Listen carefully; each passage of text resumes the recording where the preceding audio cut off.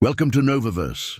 In the grand tapestry of the Marvel Cinematic Universe, we are introduced to gods wielding thunder, cosmic entities capable of reshaping reality, and geniuses encapsulated in iron suits powered by infinite energy. Yet standing resolutely at the center of this pantheon of titans is a man born in Brooklyn, endowed with nothing more than peak human physiology and an unyielding will. For years, casual observers have attributed the incredible feats of Captain America solely to the Super Soldier Serum running through his veins. They view him as a physically enhanced brawler, a propaganda symbol brought to life who simply outpowers his opponents. However, a meticulous examination of his cinematic journey reveals a far more complex and captivating reality.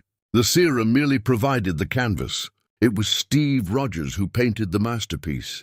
His combat trajectory is not static. It is a profound, highly sophisticated evolution of martial prowess, tactical adaptability, and combat psychology.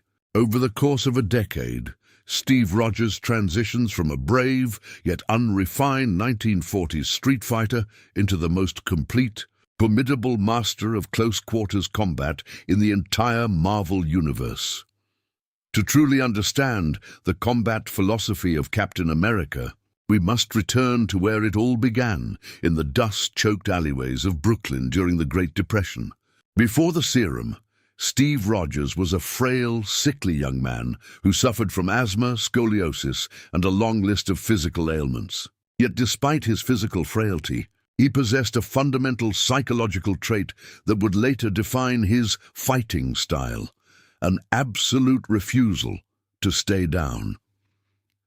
When Steve picked up a trash can lid to defend himself against a bully in that alley, he was not displaying technique, he was displaying intent. His early fights in Captain America, the First Avenger, showcase a man who relied on raw grit and basic Western boxing fundamentals. He fought with a high guard, telegraphed his punches, and absorbed massive amounts of damage simply to land a single blow. When the Super Soldier Serum was administered by Dr. Abraham Erskine, it did not magically grant him knowledge of martial arts. It elevated his strength, speed, durability, and cognitive processing to the absolute peak of human potential. During World War II, Steve's fighting style remained grounded in military pugilism, basic trench warfare, hand-to-hand tactics, and crude shield throws. He was a battering ram, using his superior physical stats to plow through Hydra soldiers. But when Steve Rogers was frozen in the Arctic ice and reawakened in the 21st century, he entered a world that had advanced nearly 7 decades in combat science. His initial outing with the Avengers in 2012 highlighted a critical gap in his tactical arsenal. Against alien invaders like the Chitauri, his 1940s boxing stance and linear attacks were inefficient. He was relying too heavily on brute force and broad shield swings. He recognized that to lead Earth's mightiest heroes in a modernized world, he could no longer fight like a World War II soldier. He needed to evolve. Between the events of the Avengers and Captain America, the Winter Soldier, Steve Rogers underwent what can only be described as a complete martial arts metamorphosis. Employed by S.H.I.E.L.D., he dedicated himself to mastering modern tactical combat, studying multiple disciplines of human martial arts and integrating them into a seamless, hyperlethal hybrid fighting system. When we watch the iconic opening sequence of the Winter Soldier on the Lemurian Star vessel, we are not looking at the same fighter from 1942. We are witnessing a living weapon. Steve's footwork is no longer heavy and linear. It is fluid, lateral, and explosive. He incorporates elements of Krav Maga, the Israeli military self-defense system, known for its brutal efficiency and focus on neutralizing threats in the shortest time possible.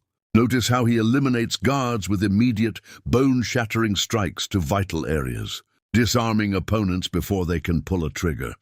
Furthermore, his strikes blend the explosive kicking power of Taekwondo with the direct, economy of motion principles of Bruce Lee's Jeet Kune Do. In close quarters, Steve no longer relies solely on punches. He utilizes devastating side kicks, spinning hook kicks and jumping knee strikes that leverage his augmented physical weight to generate incredible kinetic force, perhaps the most impressive addition to his combat system during this era is his mastery of Brazilian Jiu-Jitsu and joint manipulation. This is famously demonstrated in the legendary elevator fight scene. Trapped in a confined space surrounded by 10 highly trained strike team agents armed with stun batons and magnetic cuffs, Steve cannot rely on wide shield swings or sweeping kicks. Instead, he shifts instantly to close quarters grappling.